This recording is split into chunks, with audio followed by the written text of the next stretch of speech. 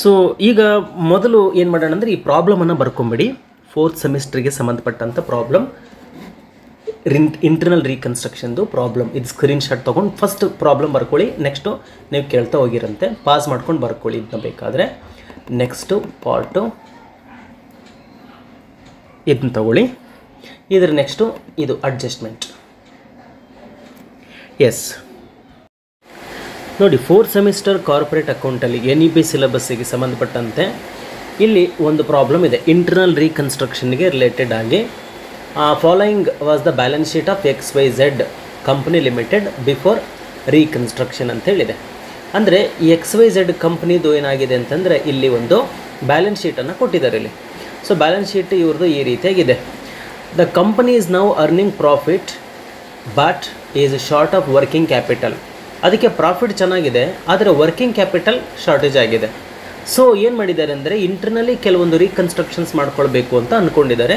The scheme of reconstruction had been approved by both the classes of share holders and sanctioned by the court. ಆ scheme ಏನೇನಿದೆ ಅಂತೇಳ್ಬಿಟ್ಟು ಇಲ್ಲಿ ನಮಗೆ ಮಾಹಿತಿಯನ್ನು ಅವರು ಕೊಡ್ತಾ ಇದ್ದಾರೆ. ನೋಡಿ, ಈಗ ಬ್ಯಾಲೆನ್ಸ್ ಶೀಟ್ ಯಾವ ರೀತಿಯಾಗಿದೆ ಅಂದರೆ ಈ ರೀತಿಯಾಗಿದೆ ಅವ್ರದ್ದು XYZ ಕಂಪ್ನಿದು. ನಾವು ಫಸ್ಟ್ ಏನು ಅರ್ಥ ಮಾಡ್ಕೊಳ್ಬೇಕಂದ್ರೆ ನೋಡಿ, ಇಂಟರ್ನಲ್ ರೀಕನ್ಸ್ಟ್ರಕ್ಷನ್ಗೆ ಸಂಬಂಧಪಟ್ಟಂಥ ಇದು ಪ್ರಾಬ್ಲಮ್ ಆಗಿರೋದ್ರಿಂದ ಇಲ್ಲೇನು ಮಾಡಿದ್ದಾರೆ, ಒಂದು ಬ್ಯಾಲೆನ್ಸ್ ಶೀಟನ್ನು ಕೊಟ್ಟಿದ್ದಾರೆ ಮತ್ತು ಅಡ್ಜಸ್ಟ್ಮೆಂಟ್ಗಳನ್ನು ಕೂಡ ಕೊಟ್ಟಿದ್ದಾರೆ. ಈ ಅಡ್ಜಸ್ಟ್ಮೆಂಟ್ಸ್ಗಳನ್ನು ಮತ್ತು ಬ್ಯಾಲೆನ್ಸ್ ಶೀಟನ್ನು ಆಧಾರವಾಗಿಟ್ಟುಕೊಂಡು ನಾವೇನು ಮಾಡಬೇಕಾಗಿದೆ, ಯಾವುದನ್ನು ಈ ಜರ್ನಲ್ ಎಂಟ್ರೀಸನ್ನು ಪಾಸ್ ಮಾಡಬೇಕಾಗಿದೆ ಮತ್ತು ರಿವೈಸ್ಡ್ ಬ್ಯಾಲೆನ್ಸ್ ಶೀಟನ್ನು ಪ್ರಿಪರೇಷನ್ ಮಾಡಬೇಕಾಗಿದೆ. ಸೊ ಈ ರೀತಿಯಾಗಿ ಒಂದು ಪ್ರಶ್ನೆಯನ್ನು ಇಲ್ಲಿ ಕೇಳ್ತಾರೆ. 12 ಮಾರ್ಕ್ಸಿಗೆ ಕೇಳಿದಂಥ ಒಂದು ಪ್ರಾಬ್ಲಮ್ ಇದು. ಸೊ ಫಸ್ಟ್ ನಾವು ಸ್ಟಡಿ ಮಾಡಬೇಕಾಗಿದೆ XYZ ಕಂಪನಿ ನಲ್ಲಿ ಏನಾಗಿದೆ ಅಂದರೆ ಶೇರ್ ಕ್ಯಾಪಿಟಲ್ ನೋಡಿ 15,000 ಇಕ್ವಿಟಿ ಶೇರ್ಸ್ ಇದೆ, 12,000 7% ಪ್ರಿಫರೆನ್ಸ್ ಶೇರ್ಸ್ ಇದೆ. ಪ್ರತಿ ಶೇರಿಗೂ ಕೂಡ 50 ರೂಪಾಯಿಗೆ ಒಂದಂತೆ. ಟೋಟಲ್ 7,50,000 ವರ್ತ್ ಇರೋಂಥ ಇಕ್ವಿಟಿ ಶೇರ್ಸ್ ಕ್ಯಾಪಿಟಲ್ ಇದೆ ಮತ್ತು 6 lakh ವರ್ತ್ ಇರತಕ್ಕಂತಹ 7% ಪ್ರಿಫರೆನ್ಸ್ ಶೇರ್ಸ್ ಕ್ಯಾಪಿಟಲ್ ಕೂಡ ಇದೆ. ಇನ್ನು ರಿಸರ್ವ್ಸ್ ಆ್ಯಂಡ್ ಸರ್ಪ್ಲಸ್ ಬಂದಾಗ ಸರ್ಪ್ಲಸ್ ನೆಗೆಟಿವ್ ಬ್ಯಾಲೆನ್ಸ್ ಇದೆ ಅಂತ ಹೇಳ್ತಾ ಇದ್ದಾರೆ. ಒಟ್ಟಾರೆ ಶೇರ್ ಹೋಲ್ಡರ್ಸ್ ಫಂಡು 9,10,000 ಇದೆ. ಇನ್ನು ನಾನ್ ಕರೆಂಟ್ ಲಯಬಿಲಿಟೀಸ್ ಬಂದಾಗ ಲೋನ್ ಇದೆ. So loan 5,73,000. ಕರೆಂಟ್ ಲಯಬಿಲಿಟೀಸ್ ಅಂತ ಬಂದಾಗ ಸೆಂಟ್ರಿ ಕ್ರೆಡಿಟರ್ಸ್ ಮತ್ತು ಅದರ್ ಕರೆಂಟ್ ಲಯಬಿಲಿಟೀಸ್ ಎಷ್ಟೆಷ್ಟಿದೆ ಅಂತ ವ್ಯಾಲ್ಯೂ ಹೇಳಿದ್ದಾರೆ. ಸೊ ಟೋಟಲ್ 17,25,000 ರೂಪೀಸ್ ಇದೆ ಅಂತ ಗೊತ್ತಾಗಿದೆ. ಸೊ ಈಗ ನೆಕ್ಸ್ಟ್ ಬರೋಣ. ಇನ್ನು ಅಸೆಟ್ ಸೈಡಿಗೆ ಬಂದಾಗ ಅಸೆಟ್ ಸೈಡ್ ಟೋಟಲ್ 17,25,000 ಇದೆ ಅಂತ ಮಾಡಿ ಹೇಳ್ತಾ ಇದ್ದಾರೆ. ಅಲ್ಲಿ ಪ್ರಾಪರ್ಟಿ, ಅಲ್ಲಿ ನಾನ್ ಕರೆಂಟ್ ಅಸೆಟ್ಸ್ ಇದೆ ಮತ್ತು ಕರೆಂಟ್ ಅಸೆಟ್ಸ್ ಯಾವ್ಯಾವ್ದು ಇದೆ ಅಂತ ನಮಗಿಲ್ಲಿ ಸ್ಪಷ್ಟವಾಗಿ ಕೊಟ್ಟಿದ್ದಾರೆ. ನಮಗೆ ಫಸ್ಟು ಜರ್ನಲ್ ಎಂಟ್ರೀಸನ್ನು ಪಾಸ್ ಮಾಡಬೇಕು. ಜರ್ನಲ್ ಎಂಟ್ರೀಸನ್ನು ಪಾಸ್ ಮಾಡಿದ ನಂತರ ನಾವು ರಿವೈಸ್ಡ್ ಬ್ಯಾಲೆನ್ಸ್ ಶೀಟನ್ನು ನಾವು ಮಾಡ್ಕೋಬೇಕು. ನೋಡಿ, ಎಲ್ಲದೂ ಕೂಡ ಯಾವುದ್ರ ಮೇಲೆ ಡಿಪೆಂಡ್ ಆಗಿದೆ ಅಂದರೆ ಇಲ್ಲಿರ್ತಕ್ಕಂಥ ಅಡ್ಜಸ್ಟ್ಮೆಂಟ್ ಮೇಲೆ ಡಿಪೆಂಡ್ ಆಗಿರೋವಂಥದ್ದು. So this problem will be asked for 12 marks. The first and foremost thing what you need to focus is that while passing the journal entries, you have to look into these adjustment. ಅಡ್ಜಸ್ಟ್ಮೆಂಟಿಗೆ ಸಂಬಂಧಪಟ್ಟಂತೆಯೇ ನೀವೇನು ಮಾಡಬೇಕಾಗಿದೆ, journal ಎಂಟ್ರೀಸನ್ನು pass ಮಾಡಬೇಕಾಗಿದೆ. ನೀವು ಯಾವುದೇ journal ಎಂಟ್ರೀಸನ್ನು pass ಮಾಡಿದರೂ ಕೂಡ ಅದೆಲ್ಲದೂ ಕೂಡ ಈ adjustment ಮೇಲೆ ಡಿಪೆಂಡ್ ಆಗಿರುತ್ತದೆ. ಏನು ಹೇಳಿದಾರೋ ಅಷ್ಟು ಮಾತ್ರ ನಾವು ಜರ್ನಲ್ ಎಂಟ್ರೀಸನ್ನು ಪಾಸ್ ಮಾಡಬೇಕಾಗಿದೆ. ಸೊ ಈಗ ಬರೋಣ, ಇಲ್ಲಿ ಫಸ್ಟ್ ಅಡ್ಜಸ್ಟ್ಮೆಂಟ್ ಏನು ಹೇಳಿದ್ದಾರೆ ನೋಡಿ, ಕಂಪ್ನಿಗೆ ಒಳ್ಳೆ ಪ್ರಾಫಿಟ್ ಆಗ್ತಾ ಇದೆ ಅಂತ, ಬಟ್ ವರ್ಕಿಂಗ್ ಕ್ಯಾಪಿಟಲ್ ಕಡಿಮೆ ಆಗ್ತಾ ಇರೋದ್ರಿಂದ ಅವರೇನು ಮಾಡಿದ್ದಾರೆ, ಈ ಒಂದು ರೀಕನ್ಸ್ಟ್ರಕ್ಷನ್ ಸ್ಕೀಮನ್ನು ಏನು ಮಾಡ್ತಾ ಇದ್ದಾರೆ, ಜಾರಿ ಮಾಡ್ತಾ ಇದ್ದಾರೆ. ಫಸ್ಟ್ ಏನು ಹೇಳಿದ್ದಾರೆ, equity share holders have agreed that their ₹50 shares to be reduced to ₹2.50 ಅಂತ ಮಾಡಿ ಹೇಳ್ತಾರೆ. ಅಲ್ಲಿ ವರ್ಕಿಂಗ್ ಕ್ಯಾಪಿಟಲ್ ಶಾರ್ಟೇಜ್ ಆಗಿರೋದ್ರಿಂದ ಇಕ್ವಿಟಿ ಶೇರ್ ಹೋಲ್ಡರ್ಸ್ ಬಗ್ಗೆ ಹೇಳ್ತಾರೆ. ಇಕ್ವಿಟಿ ಶೇರ್ ಹೋಲ್ಡರ್ಸ್ ನೋಡಿ ಏನಿದ್ದಾರೆ, ಇಕ್ವಿಟಿ ಶೇರ್ ಹೋಲ್ಡರ್ಸು ₹50ಗೆ ಒಂದು ಇಕ್ವಿಟಿ ಶೇರ್ ಇದೆ ಅಂತ 15,000 ಶೇರ್ಸ್ಗಳು ಇದ್ದಾವೆ. So total number of equity shares are 15,000. Each the face value of each equity share is ₹50. ಈಗ ಅವರು ಒಪ್ಕೊಂಡಿದ್ದಾರಂತ 50 ರೂಪಾಯಿ ಒಂದು ಶೇರ್ ಇದೆಯಲ್ಲ, ನಮಗೆ 50 ಬೇಡ, 2.50 ಪರ್ ಶೇರ್ ಹಂಗೆ ಮಾಡಿ ಅಂತ ಮಾಡಿ ಹೇಳಿದ್ದಾರೆ. The equity share holders have agreed that their ₹50 shares to be reduced to ₹2.50 per share ಅಂತ. 50 ರೂಪಾಯಿಗೆ ಹೊಂದಿರೋ ಶೇರನ್ನು ₹2.50 ಒಪ್ಕೊಂಡಿದ್ದೀವಿ ಅಂತ ಅವ್ರು ಹೇಳ್ತಾ ಇದ್ದಾರೆ. ಹಾಗಾಗಿ ಇಕ್ವಿಟಿ ಶೇರ್ ವ್ಯಾಲ್ಯೂ ಏನಾಗ್ತಾ ಇದೆ, ಈಗ ಕಡಿಮೆ ಆಗ್ತಾ ಇದೆ. ಸೊ ಹೇಗೆ ಇದು ಮಾಡ್ತೀರಂದ್ರೆ, ಫಸ್ಟ್ ಎಂಟ್ರಿ ನೋಡಿ, ಜರ್ನಲ್ ಎಂಟ್ರೀಸಲ್ಲಿ ಬಂದಾಗ equity share capital account debtor to equity share capital account to capital reduction account ಈ ಥರ ಬರೀತೀರಾ. First equity share capital account ಅಥವಾ ನೀವು ಓಲ್ಡ್ ಇಕ್ವಿಟಿ ಶೇರ್ ಕ್ಯಾಪಿಟಲ್ ಅಂತಲೂ ಬರೀಬೋದು. So old equity share capital account, so ಒಂದು ಶೇರಿನ ವ್ಯಾಲ್ಯೂ ಎಷ್ಟಿದೆ ಇಲ್ಲಿ, ₹50 ಇದೆ, ಹೌದಲ್ವಾ. ಸೊ ಈಗೇನು ಮಾಡ್ತೀರಾ, ₹50 ಇರೋಂಥದ್ದನ್ನು ಅದನ್ನು ಬರೀತೀರಾ. So old equity share capital account debtor ಎಷ್ಟು 50 rupees. ನಂಬರ್ ಆಫ್ ಶೇರ್ಸ್ ಎಷ್ಟಿದೆ 15,000 ಅಲ್ವಾ. ಸೊ 50 rupees ಇಂಟು 15,000 ಅಂದರೆ 7,50,000 rupees ಆಯಿತು. ಈಗ ಅದ್ರ ವ್ಯಾಲ್ಯೂ ಏನಾಗ್ತಾಯಿದೆ, ಕಡಿಮೆ ಆಗ್ತಾಯಿದೆ. ಸೊ ಹಂಗಾಗಿ to new equity share capital ಅಥವಾ ಇಕ್ವಿಟಿ ಶೇರ್ ಕ್ಯಾಪಿಟಲ್ ಅಂತ ಅಷ್ಟು ಬರೋದ್ರು ಓಕೆನೆ. To new equity share capital account ಎಷ್ಟು ಕೇಳಿದ್ದಾರೆ, ₹2.50 ಕೇಳಿದ್ದಾರೆ. ಸೊ ₹2.50. ನಂಬರ್ ಆಫ್ ಶೇರ್ಸ್ ಇರೋದು 12,000 ಶೇರ್ಸನ್ನೇ ಅಲ್ವಾ. 2.50 ಇಂಟು 12,000 ಮಾಡಿದಾಗ 37,500 rupees ಆಗುತ್ತೆ. ಎಷ್ಟಿತ್ತು, 7,50,000 ಇತ್ತು. ಎಷ್ಟಕ್ಕೆ ಕಡಿಮೆ ಆಯಿತು, 37,500 ಕಡಿಮೆ ಆಯಿತು. ಎಷ್ಟಿತ್ತು, ₹50 ಒಂದು ಶೇರ್ ಇತ್ತು. ಹೆಂಗೆ ಎಷ್ಟು ಕಡಿಮೆ ಮಾಡಿದ್ದಾರೆ, 2.50ಗೆ ಅಷ್ಟು ಇಳಿಸಿದ್ದಾರೆ. ಅಂದರೆ ₹47.50 ಇಳಿಸಿದ್ದಾರೆ ಅಂದಂಗೆ ಆಯಿತು. ಹಾಗಾದರೆ 7,50,000 ಮೈನಸ್ 37,500 ಅಂತ ಹೇಳಿದ್ರೆ 7,12,500 ಕಡಿಮೆ ಆಯಿತು. To capital reduction account is 7,12,500. ಎಷ್ಟಿತ್ತು, ಎಷ್ಟು ಕಡಿಮೆ, ಎಷ್ಟು ಇಳಿಸಿದ್ದಾರೆ, ಹಾಗಾದರೆ ಎಷ್ಟು ಕಡಿಮೆ ಆಯಿತು ಅಷ್ಟೇ. Being equity shares reduced from ₹50 to ₹2.50 per share and balance is credited to capital reduction account ಅಂತೇಳಿ ನರೇಷನನ್ನು ಬರೀತಾರೆ. ಇದು ಫಸ್ಟ್ ಅಡ್ಜಸ್ಟ್ಮೆಂಟಿಗೆ ಮುಗೀತು. ಸೆಕೆಂಡ್ ಅಡ್ಜಸ್ಟ್ಮೆಂಟ್ ಏನು ಹೇಳಿದ್ದಾರೆ ಅಂತ ನೋಡ್ತಾ ಹೋಗೋಣ. ಸೆಕೆಂಡ್ ಅಡ್ಜಸ್ಟ್ಮೆಂಟ್ ನೋಡಿ, ಯಾವುದೇ ಜರ್ನಲ್ ಎಂಟ್ರೀಸ್ ಪಾಸ್ ಮಾಡಿದರೂ ಕೂಡ ನೀವೇನು ಮಾಡಬೇಕು, ಅಡ್ಜಸ್ಟ್ಮೆಂಟಲ್ಲಿ ಇದ್ದರೆ ಮಾತ್ರ ಮಾಡಬೇಕು. ಅದು ಬರೋಣ. They have also agreed to subscribe in each share for 3 new equity shares of ₹2.50 each for each share they held by them ಅಂತೇಳ್ಬಿಟ್ಟು ಎರಡನೇ ಅಡ್ಜಸ್ಟ್ಮೆಂಟನ್ನು ಕೊಟ್ಟಿದ್ದಾರೆ. ಇದರ ಅರ್ಥ ಏನಪ್ಪ ಅಂದರೆ, ಎಷ್ಟು ಶೇರ್ಸ್ ಇದ್ದಾವೆ, 12,000 ಶೇರ್ಸ್ ಇದ್ದಾವೆ ಅದಲ್ವಾ. ಆ 12,000 ಶೇರ್ಸ್ನ ಬದಲಾಗಿ ಏನು ಹೇಳ್ತಾ ಇದ್ದಾರೆ, they have also agreed to subscribe in each share for 3 new equity shares. ಅಂದರೆ ಒಂದು ಶೇರಿಗೆ ಮತ್ತೆ 3 ಹೊಸ ಶೇರ್ಸ್ಗಳನ್ನು ಇಶ್ಯೂ ಮಾಡೋಣ ಅಂತಬಿಟ್ಟು ಅಂದ್ಕೊಂಡಿದ್ದಾರೆ. ಒಂದು ಶೇರಿಗೆ ಆ್ಯಕ್ಚುಲಿ 12,000 ಶೇರ್ಸ್ ಇದಾವಲ್ವಾ. ಸೊ 12,000 ಒಂದು ಶೇರಿಗೆ 3 ಶೇರ್, 12,000 ಇಂಟು 3 ಅಂತಂದರೆ 36,000 ಶೇರ್ಸನ್ನು ಇಶ್ಯೂ ಮಾಡಲಿಕ್ಕೆ ಒಪ್ಕೊಂಡಿದ್ದಾರೆ. ₹2.50 ಒಂದರಂಗೆ ಅಂತಬಿಟ್ಟು ಹೇಳ್ತಾ ಇದ್ದಾರೆ. ಸೊ ಹಾಗಾಗಿ ಏನು ಮಾಡ್ತೀರಾ ಅಂತಂದರೆ ನೋಡಿ, bank account debtor to equity share capital account. So bank account debtor to equity share capital account ಅಂತ ಹೇಳ್ತಾ ಇದ್ದಾರೆ. ಸೊ ಇದೇನಿರ್ತ ಅಂತಂದರೆ, ಇಶ್ಯೂ ಮಾಡಿದಾಗ ದುಡ್ಡು ಬರುತ್ತೆ ಅಲ್ವ ನಮಗೆ, ನೀವು ಶೇರ್ಸನ್ನು ಇಶ್ಯೂ ಮಾಡಿದಾಗ ನಿಮಗೆ ದುಡ್ಡು ಬರುತ್ತೆ. ಸೊ ಹಂಗಾಗಿ to equity share capital, equity shares ಎಷ್ಟಿದೆ ನಿಮಗೆ ಗೊತ್ತಿದೆ ಅಲ್ವಾ. Equity shares, total equity shares ಎಷ್ಟಿದೆ ಅಂತಂದರೆ ಇಲ್ಲಿದೆ ನೋಡಿ. ಇಕ್ವಿಟಿ ಶೇರ್ 15,000 ಇಕ್ವಿಟಿ ಶೇರ್ಸ್ ಇದೆ ಅಲ್ವಾ. ಸೊ 15,000 ಒಂದು ಶೇರಿಗೆ ಮತ್ತೆ ಹೊಸ 3 ಶೇರ್ಸ್ಗಳನ್ನು ಇಶ್ಯೂ ಮಾಡ್ತಾರಂದರೆ 15,000 ಶೇರ್ಸಿಗೆ 3,000 ಒಂದು ಶೇರಿಗೆ 3 ಅಂದರೆ 15,000 ಶೇರ್ಸಿಗೆ ಎಷ್ಟಾಯಿತು, 15,000 ಇಂಟು 3 ಅಂತಂದರೆ 45,000 ಶೇರ್ಸ್ಗಳಾಯಿತು. ಸೊ ಹಂಗಾಗಿ 45,000 shares are being issued. So issue ಮಾಡಿದಾಗ ನಮಗೆ ದುಡ್ಡು ಬರುತ್ತಲ್ವಾ. So bank account debtor to equity share capital account. So cash received in respect of 3 shares for each share held by them. 15,000 shares ಇತ್ತು, ಒಂದು ಶೇರಿಗೆ ಮತ್ತೆ 3,000 ಶೇರ್ಸನ್ನು issue ಮಾಡಿದಾರಂತೆ. ಹಾಗಾದರೆ 15,000 ಶೇರ್ಸಿಗೆ ಒಂದು ಶೇರಿಗೆ 3 ಶೇರ್ಸನ್ನು ಇಶ್ಯೂ ಮಾಡಿದ್ದಾರೆ. ಅಂದರೆ 15,000 ಶೇರ್ಸಿಗೆ 15,000 ಇಂಟು 3 ಅಂದರೆ 45,000 ಶೇರ್ಸನ್ನು ಇಶ್ಯೂ ಮಾಡಿದ್ದಾರೆ ಇಂಟು 2.50. ಸೊ ಅಲ್ಲಿಗೆ 1,12,500 1,12,500 ಆಯಿತು. ಇಲ್ಲಿ ಫಸ್ಟ್ ಎಂಟ್ರಿ ಏನಾಯಿತು ಅಂತಂದರೆ ₹50 ಇರೋ ಶೇರನ್ನು ₹2.50 ಇಳಿಸಿದ್ದಕ್ಕೆ ಒಂದು ಎಂಟ್ರಿ ಆಯಿತು. ಮತ್ತು ಇಶ್ಯೂ ಮಾಡಿದಾಗ ದುಡ್ಡು ಬರುತ್ತಲ್ವ. ಯಾವಾಗಲೇ ಶೇರ್ಸನ್ನು ಇಶ್ಯೂ ಮಾಡಿದರೆ bank account debtor to share capital ಬರುತ್ತೆ. ನೀವು ಇಕ್ವಿಟಿ ಶೇರ್ಸನ್ನು ಇಶ್ಯೂ ಮಾಡಿದರೆ bank account debtor to equity share capital account. ಅದೇ ನೀವು ಪ್ರಿಫರೆನ್ಸ್ ಶೇರ್ಸ್ ಏನಾದರೂ ಇಶ್ಯೂ ಮಾಡಿದರೆ bank account debtor to preference shares capital account ಅಂತೇಳಿ. ಇದು ಗೊತ್ತಾಯಿತು ಅಂತ ಭಾವಿಸ್ತೀನಿ. ಇದು ಎರಡನೇ ಎಂಟ್ರಿ ಮುಗೀತಲ್ಲಿಗೆ. ಇನ್ನು ಥರ್ಡ್ ಅಡ್ಜಸ್ಟ್ಮೆಂಟ್ ಏನಿದೆ ಅಂತೇಳ್ಬಿಟ್ಟು ನೋಡ್ತಾ ಹೋಗೋಣ.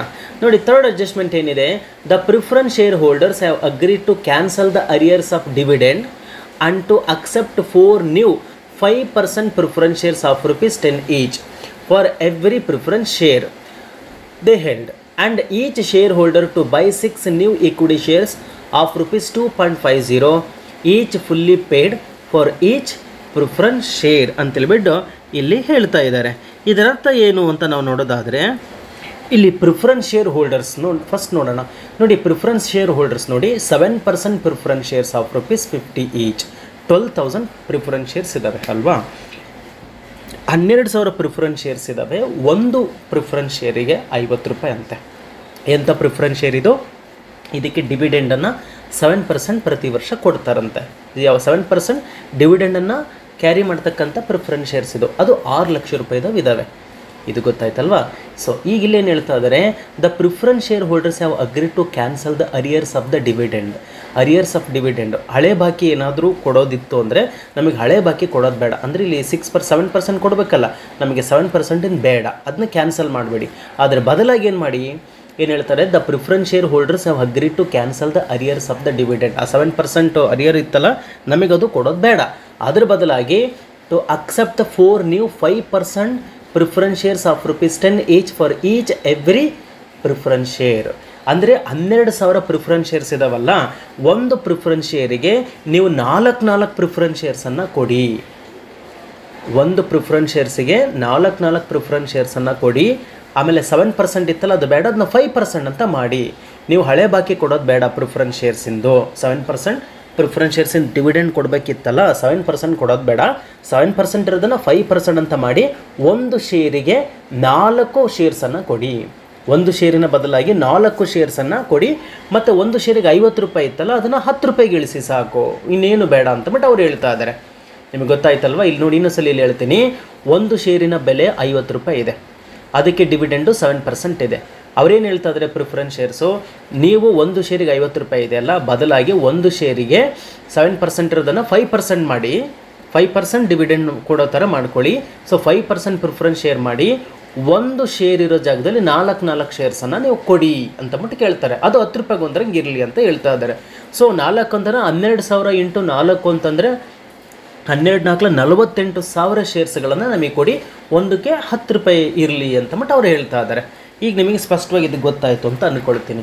ಸೊ ಈಗ ಇಲ್ಲಿ ಬರೋಣ. ನೋಡಿ ಏನು ಹೇಳ್ತಾ ಇದ್ದಾರೆ ನೋಡಿ, 7% ಪ್ರಿಫರೆನ್ಸ್ ಶೇರ್ಸ್ 6 ಲ್ಯಾಕ್ ರುಪೀಸ್ ಇದೆ, ಹೌದಲ್ವಾ? 7% ಪ್ರಿಫರೆನ್ಸ್ ಶೇರ್ 6 ಲ್ಯಾಕ್ ಇದೆ. ಸೊ ಏನು ಹೇಳ್ತಾ ಇದ್ದಾರೆ, 7% preference share capital account debtor to 5% preference share capital account. 5% ಮಾಡೋಕ್ಕೆ ಹೇಳಿದಾರೆ ತಾನೆ 7% ಬದಲಾಗಿ. ಸೊ 6 ಲಕ್ಷ ಇತ್ತು, 5% ಪ್ರಿಫರೆನ್ಸ್ ಶೇರ್. ಒಂದು ಶೇರಿಗೆ 4 ಶೇರ್ಸನ್ನು ಕೊಡಬೇಕು ಅಂತ ಹೇಳಿದರು. ಅಲ್ಲಿ ಆ್ಯಕ್ಚುಲಿ ಅವ್ರ ಹತ್ರ ಎಷ್ಟಿದೆ, 12,000 ಶೇರ್ಸ್ ಇದೆ. 12,000 ಇಂಟು 4 ಮಾಡಿದರೆ 48,000 ಶೇರ್ಸ್ ಆಯಿತು. ಒಂದು ಶೇರಿಗೆ 10 ರೂಪಾಯಿದಂಗೆ ಹೇಳಿದ್ದಾರೆ ಅವರು. ಸೊ 48,000 ಇಂಟು 10 ಅಂತಂದರೆ 4,80,000 ರೂಪಾಯಿ ಆಯಿತು. ಹಾಗಾದರೆ ಎಷ್ಟು ಕಡಿಮೆ ಆಯಿತು, 6 ಲಕ್ಷ ಇರ್ತಕ್ಕಂತಹ 6 ಲಕ್ಷ ವ್ಯಾಲ್ಯೂ ಇದ್ದಂಥ 7% ಪ್ರಿಫರೆನ್ಸ್ ಶೇರ್ಸನ್ನು ಈಗ 4,80,000 5% ಪ್ರಿಫರೆನ್ಸ್ ಶೇರಿಗೆ ಕನ್ವರ್ಟ್ ಮಾಡ್ದಂಗೆ ಆಯಿತು. ಸೊ ಡಿಫ್ರೆನ್ಸ್ ಎಷ್ಟು, 6 lakh minus 4,80,000 is equal to 1,20,000. So being conversion of each 7% preference shares of ₹50 into 5% 4 preference shares of ₹10 each and the difference is transferred to the capital reduction account ಅಂತ ಬರೆದಿದ್ದೀನಿ. ಇದು ನಿಮಗೆ ಸ್ಪಷ್ಟವಾಗಿ ಅರ್ಥವಾಯಿತು ಅಂತ ಹೇಳ್ಬಿಟ್ಟು ನಾನು ಭಾವಿಸ್ತಾ ಇದ್ದೀನಿ. ಸೊ ನೆಕ್ಸ್ಟ್ ಬರೋಣ.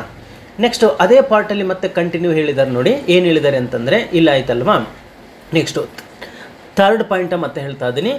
The held and each share holder to buy the 6 new equity shares of ₹2.50 each fully paid for each preference shares. ಮತ್ತೆ 4 ಪ್ರಿಫರೆನ್ಸ್ ಶೇರ್ಸನ್ನು ಕೊಡೋದು ಅಲ್ಲದೆ ಮತ್ತೇನು ಮಾಡ್ತಾರೆ, ಬೈ ಮಾಡ್ತೀನಿ ಅಂತ ಹೇಳ್ತಾ ಇದ್ದಾರೆ. ಎಷ್ಟು, 6 ನ್ಯೂ ಇಕ್ವಿಟಿ ಶೇರ್ಸ್. ಒಂದು ಶೇರಿಗೆ 6 ಇಕ್ವಿಟಿ ಶೇರ್ಸನ್ನು ಬೈ ಮಾಡ್ತೀನಿ. ಒಂದು ಇಕ್ವಿಟಿ ಶೇರಿಗೆ ₹2.50. ಅವ್ರೇನು ಹೇಳಿದ್ದಾರೆ, ಪ್ರಿಫರೆನ್ಸ್ ಶೇರ್ಸು ಒಂದಿರೋ ಜಾಗದಲ್ಲಿ 4 10 ರೂಪಾಯಿದಂಗೆ ಕೊಡಿ ಅಂತ ಹೇಳಿದ್ದಾರೆ. ಅದರ ಜೊತೆಗೆ ಮತ್ತು ಇಕ್ವಿಟಿ ಶೇರು ಕೂಡ ಬೇಕು. ಒಂದು ಇಕ್ವಿಟಿ ಶೇರ್ ಒಂದು ಪ್ರಿಫರೆನ್ಸ್ ಶೇರ್ ಇರೋ ಜಾಗದಲ್ಲಿ ನಮಗೆ 6 ಇಕ್ವಿಟಿ ಶೇರ್ಸ್ ಬೇಕು, ಒಂದಕ್ಕೆ ₹2.50 ಕೊಡ್ತೀವಿ ಅಂತಬಿಟ್ಟು ಅವರು ಹೇಳ್ತಾ ಇದ್ದಾರೆ.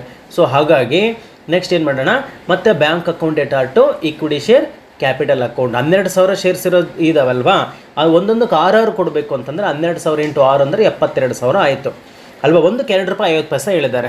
ಸೊ 72,000 ಇಂಟು ₹2.50 ಅಂತ ಹೇಳಿದ್ರೆ 1,80,000 ರೂಪೀಸ್ ಆಗುತ್ತೆ. ಸೊ 1,80,000 ಯಾಕೆ ಹೆಂಗೆ ಅಂತ ಹೇಳಿದ್ರೆ ಇಲ್ಲಿ ಹೇಳಿದ್ದಾರೆ ನೋಡಿ, 2.50 ಸಾರಿ ಇಲ್ಲಿದೆ 2.50 ಕೊಡಿ ಅಂತಬಿಟ್ಟು ಹೇಳಿದ್ದಾರೆ.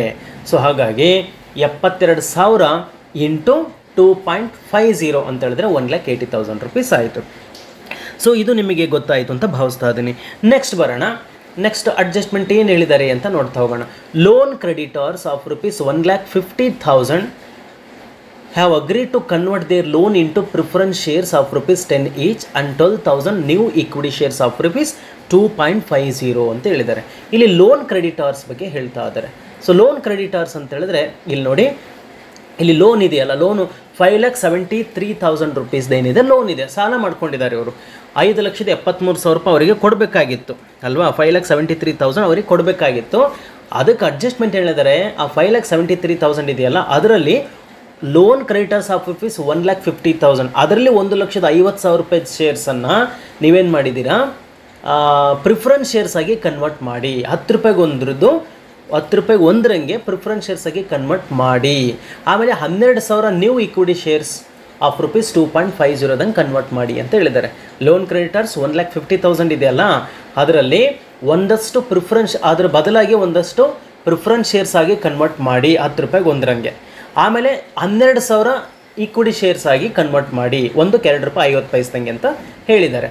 ಸೊ ಇಲ್ಲೇನು ಬರೀತೀರಂದರೆ ಲೋನ್ ಕ್ರೆಡಿಟರ್ಸ್ 1,50,000 ಅಷ್ಟೇ ಮಾಡೋಕ್ಕೆ ಹೇಳಿದ್ದಾರೆ. 5,73,000 ಲೋನ್ ಇದೆ, ಅದರಲ್ಲಿ 1,50,000 ಮಾತ್ರ ಕನ್ವರ್ಟ್ ಮಾಡೋಕ್ಕೆ ಹೇಳಿದ್ದಾರೆ.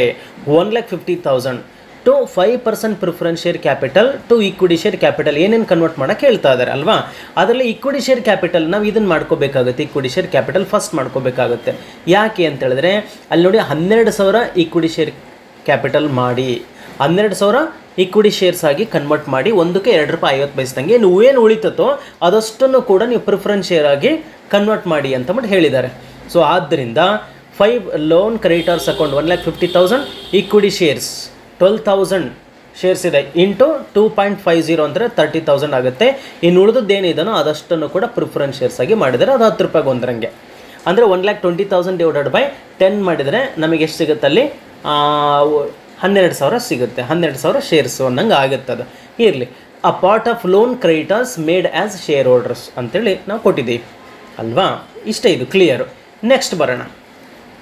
ನೆಕ್ಸ್ಟ್ ಏನು ಹೇಳಿದ್ದಾರೆ, the creditors have agreed to subscribe in cash for additional 40,000 new equity shares of rupees 2.50 fully ಅಂತ ಹೇಳಿದ್ದಾರೆ. The directors have agreed to subscribe in cash for additional 40,000 new equity shares. ಈಗ subscribers, ಈಗ directors ಏನು ಮಾಡಿದ್ದಾರೆ ಅಂದರೆ ಇನ್ನೊಂದು 40,000 ಶೇರ್ಸನ್ನು issue ಮಾಡೋಣ ಅಂತ ಅಂದ್ಕೊಂಡಿದ್ದಾರೆ. ಹೆಂಗೊಂದು 2 ರೂಪಾಯಿ 50 ಪೈಸದಂಗೆ ಇಶ್ಯೂ ಮಾಡೋಣ ಅಂತ ಅಂದ್ಕೊಂಡಿದ್ದಾರೆ. ಇಶ್ಯೂ ಮಾಡಿದರೆ ಬ್ಯಾಂಕ್ ಅಕೌಂಟ್ ಡೇಟಾಟು ಏನು ಬರ್ತದೆ ನಮಗೆ, ಈಕ್ವಿಟಿ ಶೇರ್ ಕ್ಯಾಪಿಟಲ್, ಹೌದಲ್ವಾ. ಸೊ ಅದನ್ನು ಬರಿತೀನಿ, ಬ್ಯಾಂಕ್ ಅಕೌಂಟ್ ಡೇಟಾಟು equity share capital.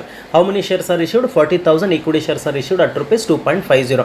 So 40,000 into 2.50 means 1 lakh ಅದು ರಿಸೀವ್ ಮಾಡ್ಕೊಂಡಿದ್ದೀರಿ.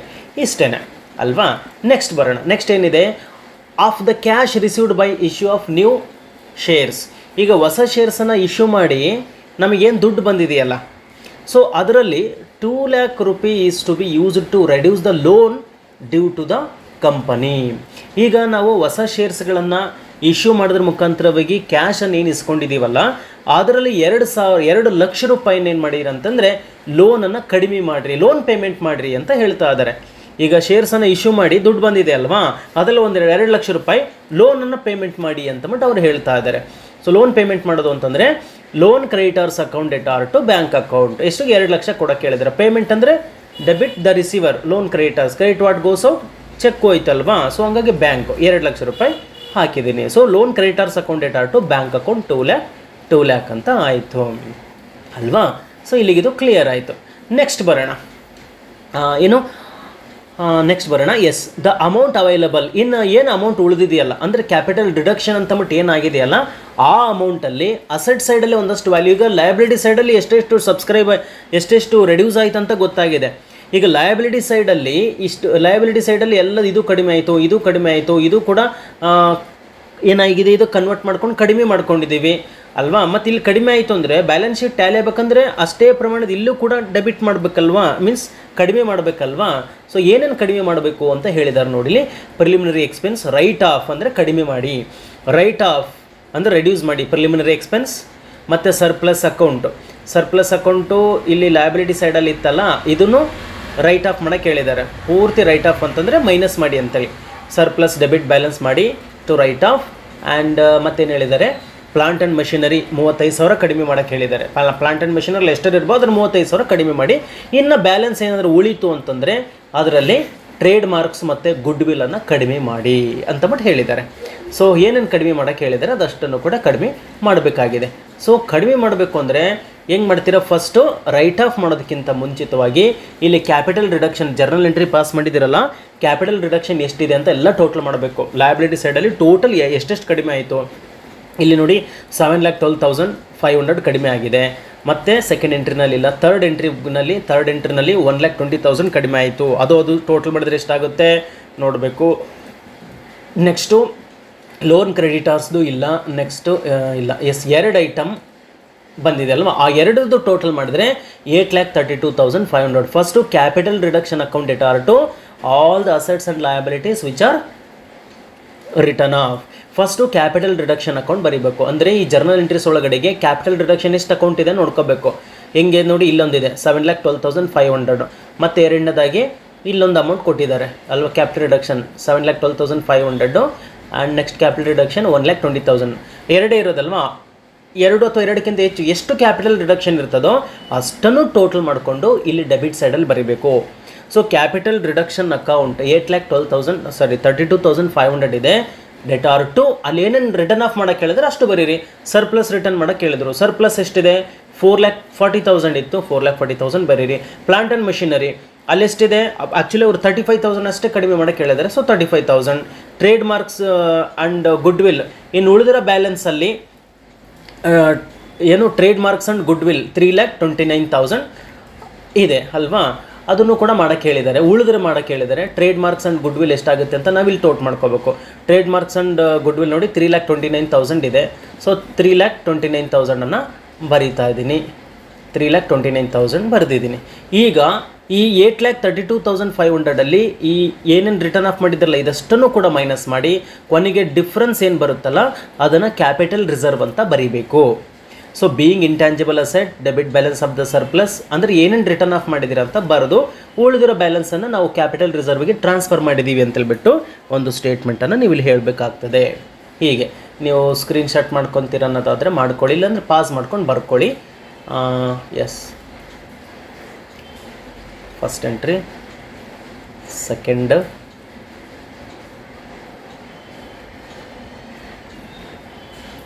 ಆಯಿತಾ, okay okay yes okay pass ಮಾಡ್ಕೊಂಡು ಬರ್ಕೋಬೇಕಿದ್ನ. ಫೈನ್, ಗೊತ್ತಾಯ್ತಲ್ವಾ. ಈಗ ನೆಕ್ಸ್ಟ್ ಮತ್ತೀಗ ಬ್ಯಾಲೆನ್ಸ್ ಶೀಟ್ ಮಾಡಬೇಕಲ್ವ, ಇದನ್ನ ಏನೇನು ಬದಲಾವಣೆ ಮಾಡಿದ್ದೀರಾ ಅದ್ರ ಮೇಲೆ ಬ್ಯಾಲೆನ್ಸ್ ಶೀಟನ್ನು ಈಗ ಪ್ರಿಪ್ರೇಷನ್ ಮಾಡಬೇಕು. ಸೊ ಬ್ಯಾಲೆನ್ಸ್ ಶೀಟ್ಗೆ ಓಲ್ಡ್ ಬ್ಯಾಲೆನ್ಸ್ ಶೀಟು ಮತ್ತು ನ್ಯೂ ಬ್ಯಾಲೆನ್ಸ್ ಶೀಟ್ ಏನು ಚೇಂಜಸ್ ಆಯಿತು ಅಂತ ನೋಡ್ಕೋಬೇಕು. ಆಲ್ರೆಡಿ ರೆಡಿ ಇದೆ, ನಾನು ಹೇಳ್ತೀನಿ. ಓಲ್ಡ್ ಬ್ಯಾಲೆನ್ಸ್ ಶೀಟಲ್ಲಿ ಏನಿದೆನೋ ಅದೆಲ್ಲದೂ ಕೂಡ ಬರೀಬೇಕು. ಸೊ ಫಸ್ಟ್ ಏನಿದೆ ಓಲ್ಡ್ ಬ್ಯಾಲೆನ್ಸ್ ಶೀಟಲ್ಲಿ ಏನಿದೆ ಮತ್ತು ಏನು ಚೇಂಜಸ್ ಆಯಿತು ಅಂತ ನೋಡೋಣ. ನೋಡಿ 15,000 ಈಕ್ವಿಟಿ ಶೇರ್ಸ್ ಇತ್ತು. 15,000 ಇರೋದು ಈಗೇನಾಯ್ತು, ಈಗ 15,000 ಇರೋದು ಒಂದಕ್ಕೆ 3 ಶೇರು ಅಂತಂದರೆ 45,000 ಶೇರ್ಸ್ ಆಯಿತು, ಹೌದಲ್ವಾ. ಸೊ 45,000 ಶೇರ್ಸ್ ಆಗಿದೆ. ಸೊ ನೀವು ಅಲ್ಲಷ್ಟು ಬರಿಬೇಕು. ಸೊ 40 ಇಲ್ಲೇನಾಯ್ತು ನೋಡ್ಕೊಳ್ಳಿ. ಸೊ ಹಾಗಾಗಿ ನಮಗೆ ಮೊದಲಿಗೆ ಎಷ್ಟಿತ್ತು ಶೇರ್ಸ್ ಅಂದರೆ 15,000 ಈಕ್ವಿಟಿ ಶೇರ್ಸ್ 50 ರೂಪಾಯಿ ಇತ್ತು. ಬಟ್ ಈಗ ಇಂಟರ್ನಲ್ ರೀಕನ್ಸ್ಟ್ರಕ್ಷನ್ ಮಾಡ್ಕೊಂಡ್ಮೇಲೆ ಭಾಳ ಬದಲಾವಣೆಗಳಾಗಿದ್ದಾವೆ ಅಲ್ವಾ.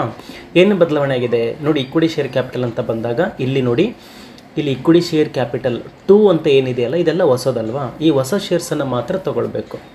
ಸೊ ಫಸ್ಟಿಗೆ 12,000 ಶೇರ್ಸಿಂದ ಇದು ಲೆಕ್ಕ ಇದೆ. 2 ರೂಪಾಯಿ 50 ಪೈಸದಂಗೆ ಮಾಡಿದರೆ ಫಸ್ಟು 12,000 ಶೇರ್ಸ್ ಇತ್ತು. ಮತ್ತು 45,000 ಶೇರ್ಸನ್ನು ಇಶ್ಯೂ ಮಾಡಿದ್ದಾರೆ. 12,000 ಪ್ಲಸ್ 45,000 ಇದು 2 ಈಕ್ವಿಟಿ ಶೇರ್ ತಾನೆ. 2 ಎಲ್ಲೆಲ್ಲಿದೋ ಎಲ್ಲ ಟೋಟಲ್ ಮಾಡಬೇಕು. 12,000 ಪ್ಲಸ್ 45,000 ಇದು 2 ರೂಪಾಯಿ 50 ಪೈಸದಂಗೆ. ಸೊ 12,000 ಪ್ಲಸ್ 45,000 ಎರಡನ್ನೂ ಕೂಡ ಟೋಟಲ್ ಮಾಡ್ಕೊಳ್ಳಿ. 12,000 ಪ್ಲಸ್ 45,000 15,000 ಅಲ್ವಾ ಈಕ್ವಿಟಿ ಶೇರ್ಸ್. ಮೊದಲಿಗೆ 15,000 ಇತ್ತು. 15,000 ಪ್ಲಸ್ 45,000 ಅದನ್ನು ತೊಗೊಂಡಿದ್ದೀನಿ. ಮತ್ತೆ ಈಕ್ವಿಟಿ ಶೇರ್ಸ್ ಎಲ್ಲಿದೆ ನೋಡೋಣ. ಮತ್ತೆ ಈಕ್ವಿಟಿ ಶೇರ್ಸ್ ನೋಡಿ, ಮತ್ತೆ 72,000 ಶೇರ್ಸನ್ನು ಇಶ್ಯೂ ಮಾಡಿದ್ದಾರೆ. ಸೊ ಅದನ್ನು ಆ್ಯಡ್ ಮಾಡ್ಕೊಳ್ತೀನಿ. 15,000 45,000 ಮತ್ತು 72,000 ಶೇರ್ಸು, ಅದು ಕೂಡ 2 ರೂಪಾಯಿ 50 ಪೈಸದಕ್ಕೆ.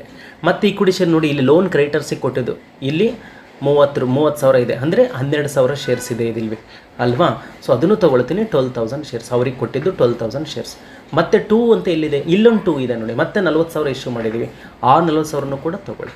ಮತ್ತು ಇದನ್ನು ಈಕ್ವಿಟಿ ಶೇರ್ಸು ಮತ್ತೆ ಇಲ್ಲ. ಅಂದರೆ ಒಟ್ಟಾರೆ ಎಷ್ಟು ಶೇರ್ಸನ್ನು ಇಶ್ಯೂ ಮಾಡಿದ್ದೀವಿ ನಾವು, ಎಷ್ಟು ಟೈಮ್ಸ್ ಇಶ್ಯೂ ಮಾಡಿದ್ದೀವಿ ಅದಷ್ಟನ್ನು. ಇದು ನಮ್ಮ ಹತ್ರ 15,000 ಮೊದಲೇ ಇದ್ದಿದ್ದು. ಸೊ ಒಂದೊಂದಕ್ಕೆ ಮತ್ತೆ 3 ಶೇರ್ಸನ್ನು ತೊಗೊಂಡಿದ್ದು.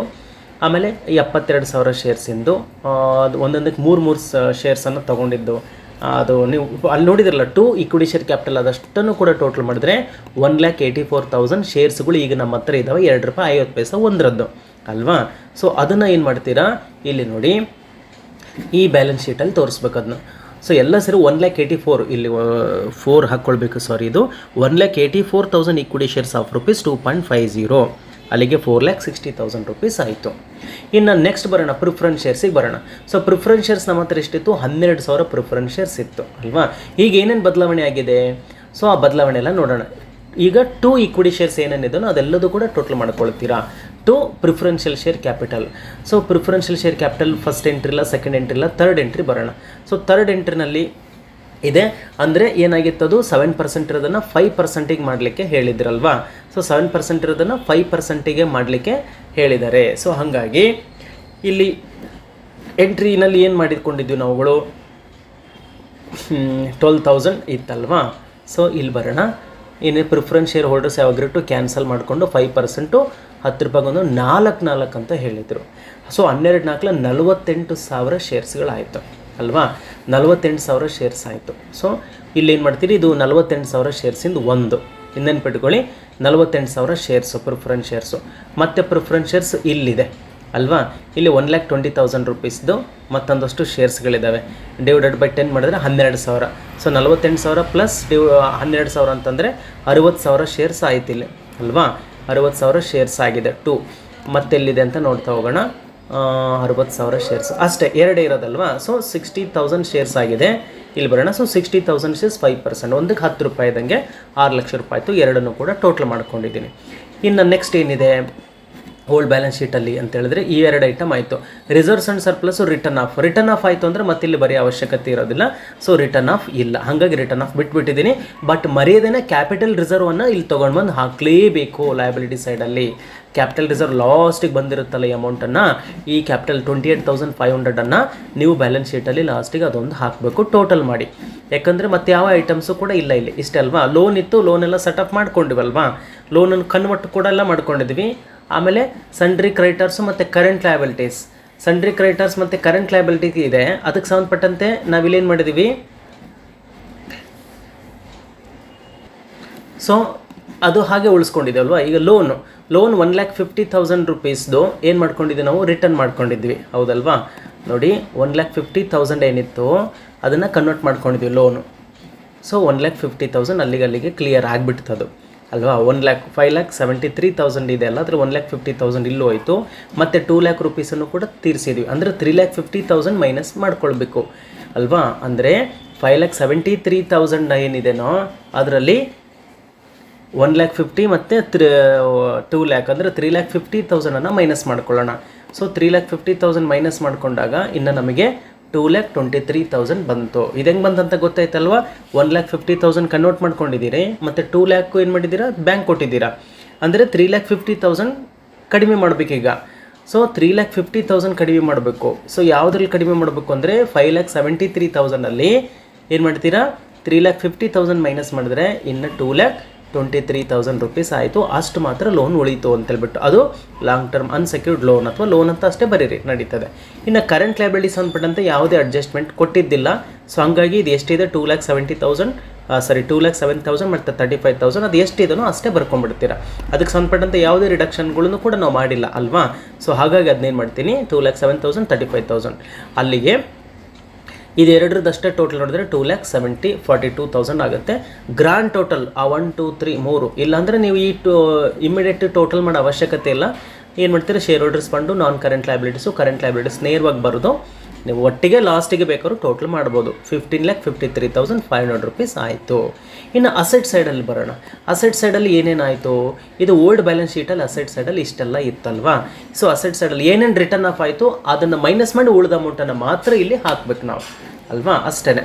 ಈಗ ನೋಡಿ ಬರೋಣ, ಇಲ್ಲಿ ಅಸೆಟ್ ಸೈಡ್ ಬರೋಣ. So property, plant and equipment ಅದರಲ್ಲಿ ಬಂದಾಗ ಬಿಲ್ಡಿಂಗ್ಸು ಯಾವುದೇ ಬದಲಾವಣೆಗಳಿಲ್ಲ. 4,00,000 ಇತ್ತು, 4,00,000 ಹಾಕಿದ್ದೀನಿ. ಇನ್ನು ಪ್ಲಾಂಟ್, ಸೊ ಪ್ಲಾಂಟ್ಸ್ 2,68,000 ಇತ್ತು. ಅದರಲ್ಲಿ ಕಡಿಮೆ ಮಾಡೋದು 35,000 ಕಡಿಮೆ ಮಾಡಿ ಅಂತ ಮಾಡಿ ಹೇಳಿದರು ಹೌದಲ್ವಾ. ಲಾಸ್ಟಿಗೆ ನಾವಿಲ್ಲಿ ಕಡಿಮೆ ಮಾಡಿದ್ದೀವಿ ನೋಡಿ. ಇಲ್ಲಿ ಯಾವ್ಯಾವ್ದು ಕಡಿಮೆ ಮಾಡಿದೋ ಅದನ್ನು ಮೈನಸ್ ಮಾಡೋದು ನೋಡಿ. ಪ್ಲಾಂಟ್ ಆ್ಯಂಡ್ ಮಷಿನರಿ 35,000 ಮತ್ತು trade and good will complete return of ಆಯಿತು. ಯಾವುದು ಕಡಿಮೆ ಆಗಿದೆಯೋ ಅದನ್ನು ಮಾತ್ರ ಮೈನಸ್ ಮಾಡ್ಕೊಳ್ತೀರ.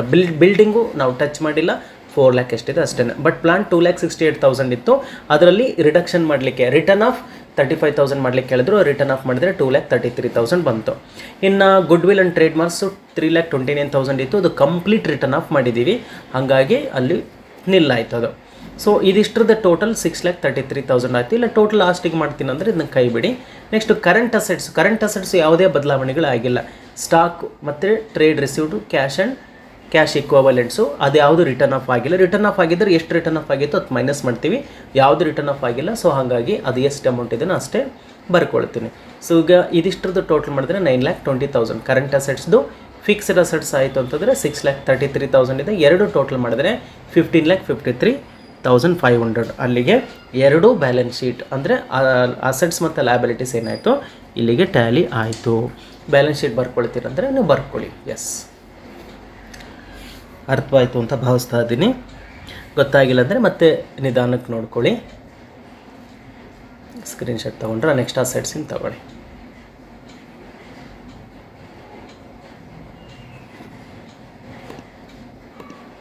ಹಾಂ ಎಸ್, ಈಗ ತೊಗೊಳ್ಳಿ. ಕ್ಲಿಯರ್ ಆಯ್ತಲ್ವಾ? ಯಾವುದು ಜರ್ನಲ್ ಎಂಟ್ರಿ ತೊಗೊಳ್ತೀರಂದರೆ ಜರ್ನಲ್ ಎಂಟ್ರಿ 1 by 1 ತೊಗೊಳ್ಳಿ. 3 ಎಂಟ್ರೀಸ್ ತೊಗೊಳ್ಳಿ. ಈಗ ನೆಕ್ಸ್ಟು ಇದು ತೊಗೊಳ್ಳಿ. ನೆಕ್ಸ್ಟು ಇದು ನೀವು ಕೇಳ್ಕೊಳ್ತಾನೆ ಬರೆಯೋದ್ರಿಂದ ಜಾಸ್ತಿ ನಿಮ್ಗೆ ಬೇಗ ಗೊತ್ತಾಗ್ಬಿಡ್ತದೆ. ಎಸ್, ಇಷ್ಟು. ಇನ್ನು ಪ್ರೊಫಾರ್ಮ ಇದು ಪ್ರಾಬ್ಲಮ್ ಬರ್ಕೊಂಡಿದ್ದೀರಾ ಅಂದ್ಕೊಳ್ತೀನಿ. ಇದು ಪ್ರಾಬ್ಲಮ್ ಬ್ಯಾಲೆನ್ಸ್ ಶೀಟ್ ತೊಗೊಳ್ಳಿ. ಎಸ್, ಅಡ್ಜಸ್ಟ್ಮೆಂಟ್ ತಗೊಳ್ಳಿ.